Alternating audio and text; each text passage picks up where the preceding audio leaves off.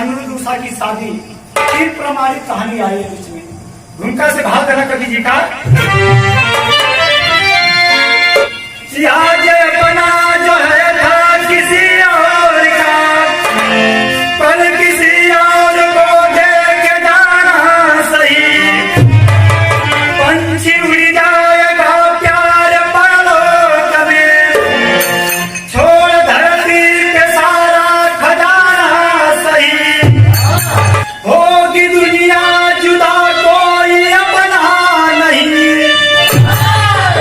एक दिन मौत की गोद सोना पड़े। कभी पुष्ट हंसता बहारों के संग में, कभी बागवा को ही रोना पड़े।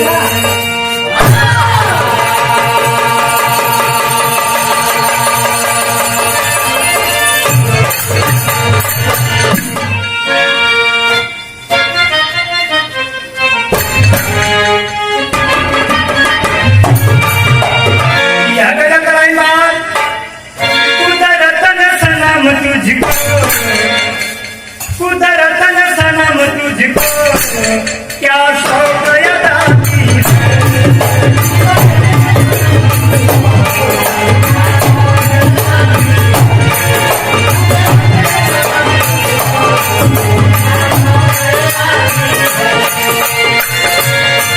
कुदरतन सनम तुझको क्या शौक अदा की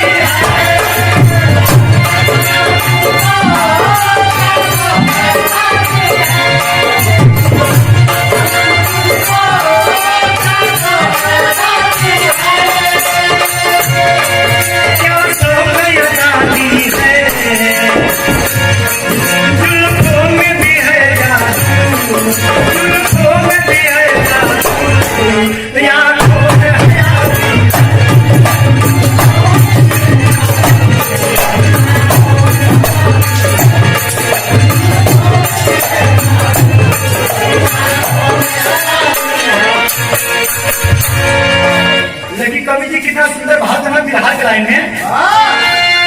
रजनी ने चुरा रखा, रजनी ने चुरा रखा, दिन करके उजाले।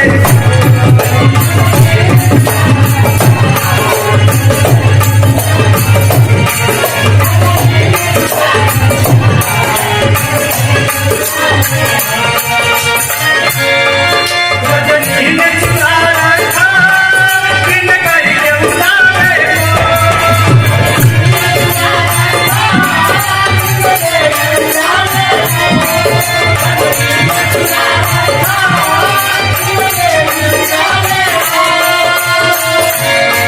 दिन करके उजाले को पपिहान गवाना, पपिहान गवाना यमृत के बयाने।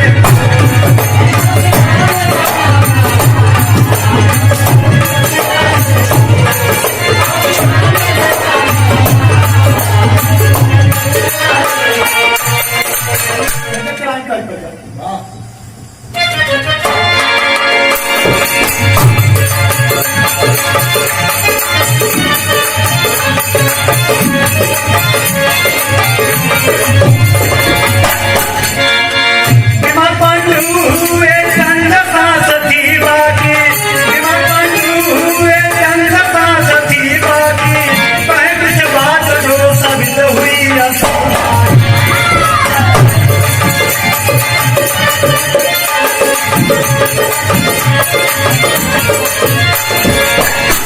पांडु की नहीं लाश डलाना बेटा, पांडु की नहीं लाश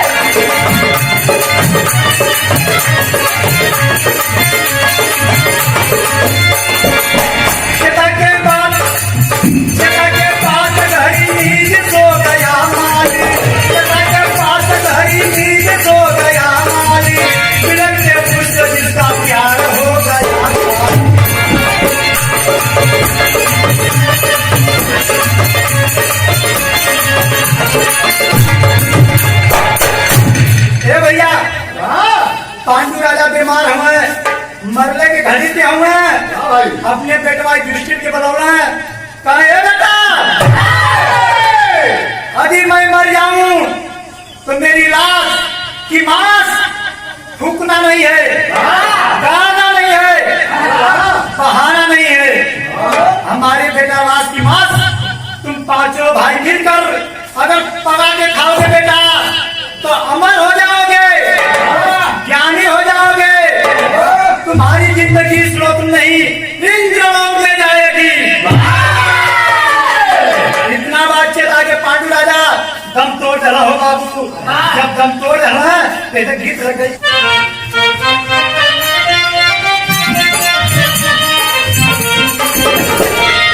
चल लुटा हरिया तना बीबी जलैया ही नूर मारे करी जाए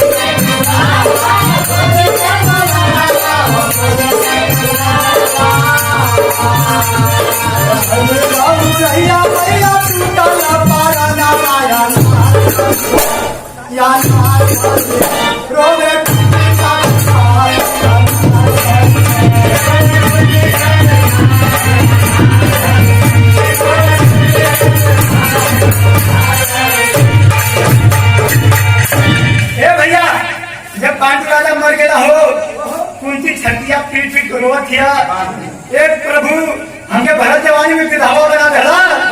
अरे हमारे छोट छोट बेटवा बिना बात का अनाथ हो गया हो प्रभु, कैसे हमके ऊपर विपद डाल देला। ये बाबू धीरे धीरे टाइम बीता था, तब तक एक भाई आवाज देता है गीत लगा मास्टर का आवाज है।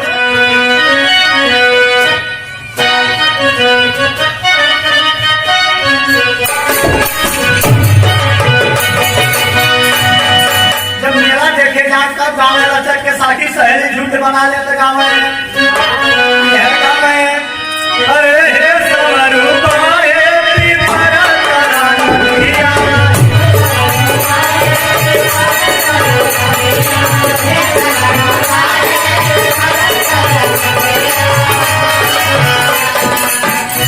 लेकिन यही का सब कहा कि नहीं धूल हो गई जब नहीं रहूँगा चल देहत का गाँव नहीं रहूँ तो बाबू कहना का अरे हे निरहू बेटा बाला तनी सोखा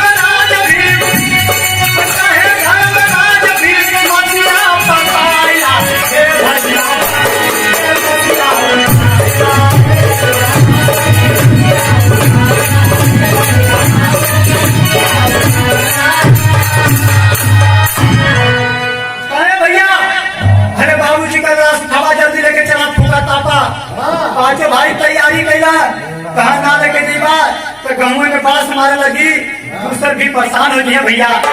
ए बाबू पहनवा छला पाचे भाई, अब फूके बदले लेके चल रहा गंगा के तीरे।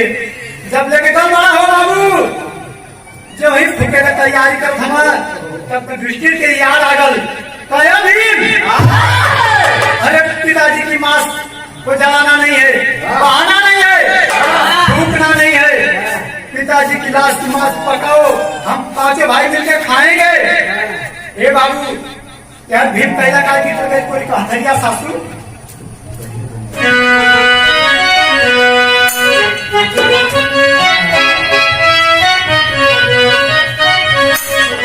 अरे कोई कहा तरिया सासू अदरिया रे जमावली, कया मरी डालली जोरन राधा काधा मान कोई।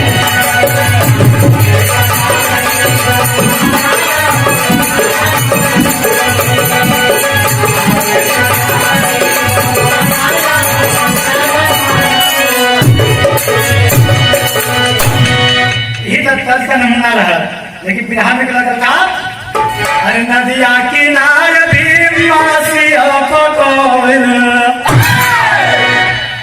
अरे नदिया किनार भीम मासिया पकोल, धुआं देखाई लतावल छनवा भैया।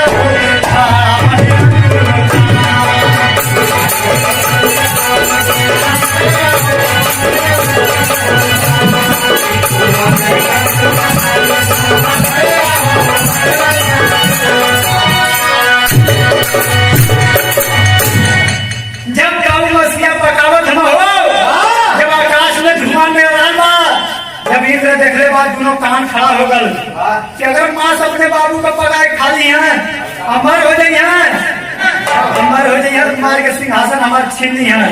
लेकिन कैसे सोचा बार है? अरे खाई है जो मांस या मार हो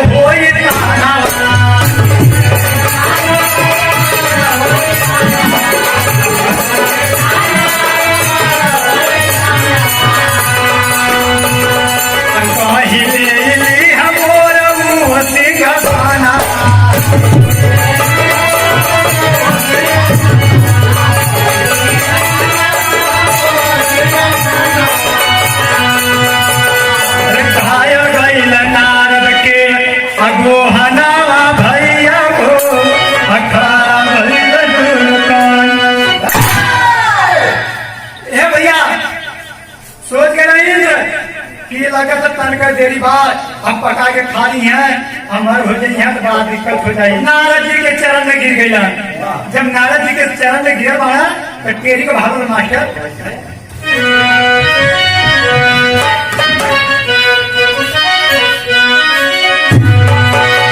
अरे पारनवा एक दिन गाहे में परी, अरे पारनवा एक दिन गाहे में परी, और रोई इंद्रदेव ढाई नारद के चारण माया चारण माया चारण।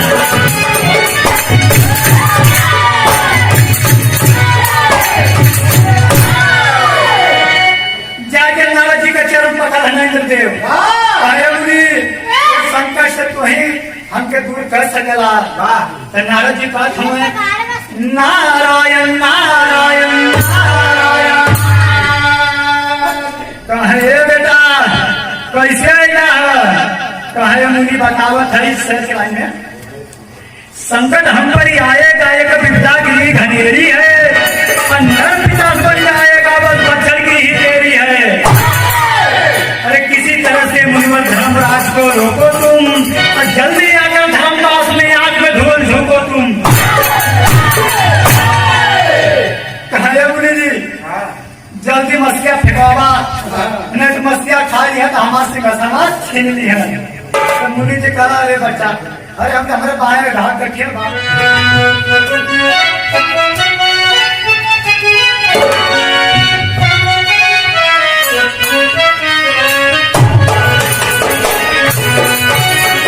भैया। यहाँ पे टिकिया कराए ना, कौनो दुल्हन अपने ससुरे से घरे आई बात, जब घरे आई बात तो साकी सहेली कही है साकी, अरे ससुरे में नहीं कटना, क्या बताइए साकी, क्या बता तेरी ससुरे का हाल चाल तो बताओ।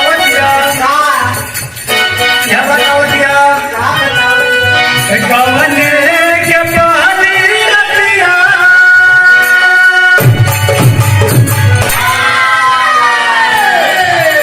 गवने के पहली रतिया सनवा सुताई के पियावा गजब कई अरे पियावा गजब कई पियावा बुताई के पियावा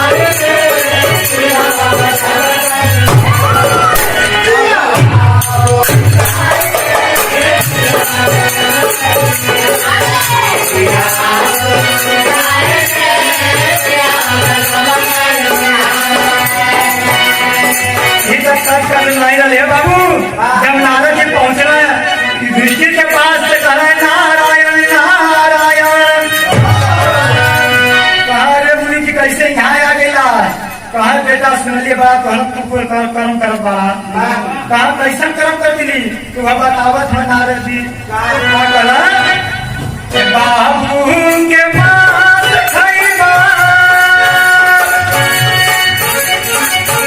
बाबू के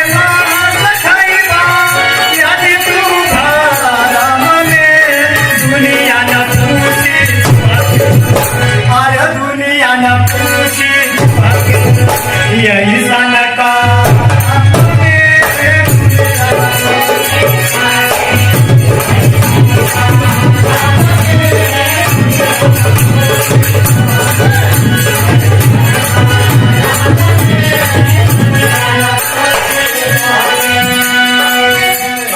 अरे केवल अपने पाप मांस ना खाइले बा कहलो खा खा दुनिया तो हम के फुलकारी हो बेटा जहाँ जगह कहाँ हिनाई होई जहाँ जगह कहाँ बुराई होई तो हम उनकी सत्ता करी सारे बेटा कहलन अगर बाप का मांस खा ले बात तो सब अपने बाप की जियते मान आई सब अपने बाप की जियते मार मार के खाए लगी बेटा इतना जब बतिया सुनना युधिष्ठिर तक कहले का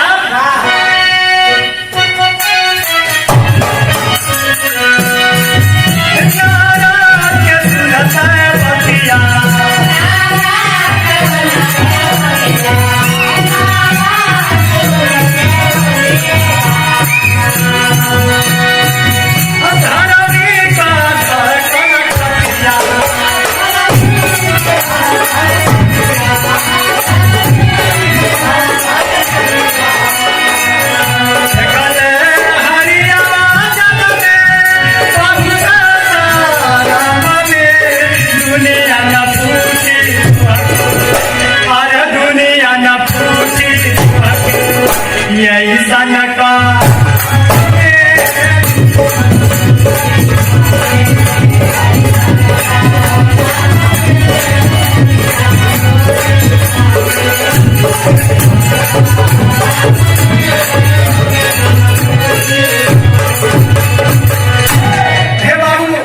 नारद जी का बतिया सुनता हो दृष्टि जी डरा गया अब पकड़ पकड़ हरिया का मसिया जो है कि नदी में फेंक डाला जब नदिया में फेंकला हो बाबू तो उन्हें तो गजब हो गया एगो झील झपटा खा मार के मसिया थोड़ा सा खा ले जब खा ले तब फेंकवा डाला तब भय का पापड़ से भागो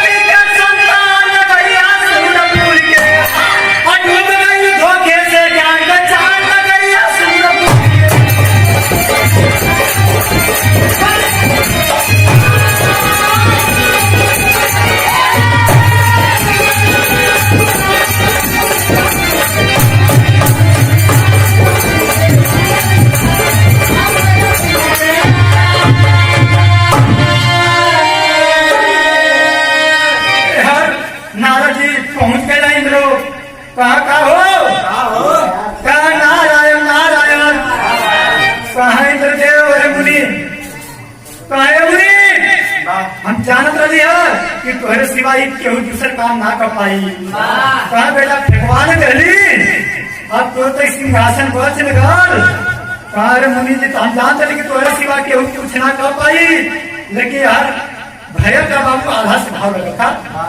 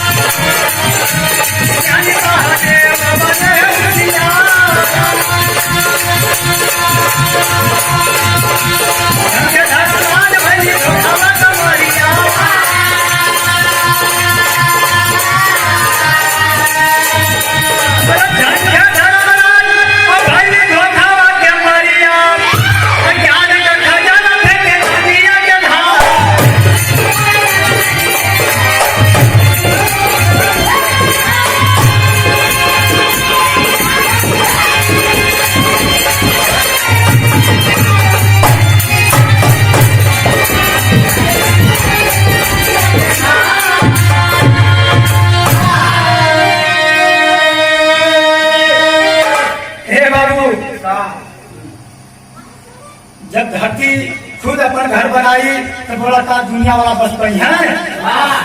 यह घर का जो भीम मसीहा पकाट रहा हो और मसीहा का बफिया जब लगा था तो चमड़िया मजबूत हो गई। कितनों दुश्मन का मारा लेकिन बुझा ना सर जाते हो। यह चिखले के नाते सहदेव की पाकल बात की कांच बात जैसे 6 महीना पहले का 6 महीना बाद के बाद जाने लगा है। जब जाने लगा हो बाबू तो यहाँ धर्मराज जी शिव जी धनखत होना झंखत मारे कि नारद जी हमारे संगे बहुत घात कैला पकड़ पकड़ मांस को पिता का हमें नदी में फेंकवा दिला पहले झंखत मार हो बाबू। लेकिन जो चिड़िया का काम करती है खड़ी के लाइन में कहे पड़ेगा था।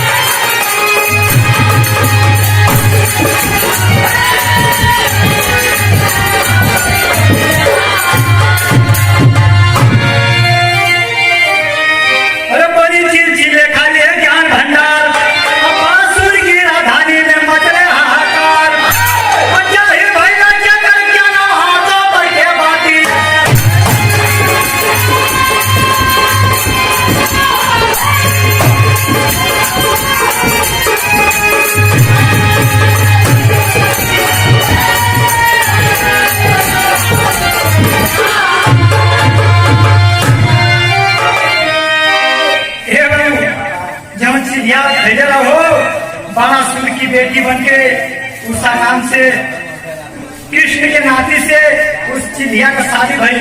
कृष्ण नाती के रहा बताओ प्रजा। अरे सुतारू बारी बासुर को उषा पास बुलाई, अब मेरा पति का चितवला के दिल की बात बताई। अब पौड़ी युद्ध सज्जन हाथों पर के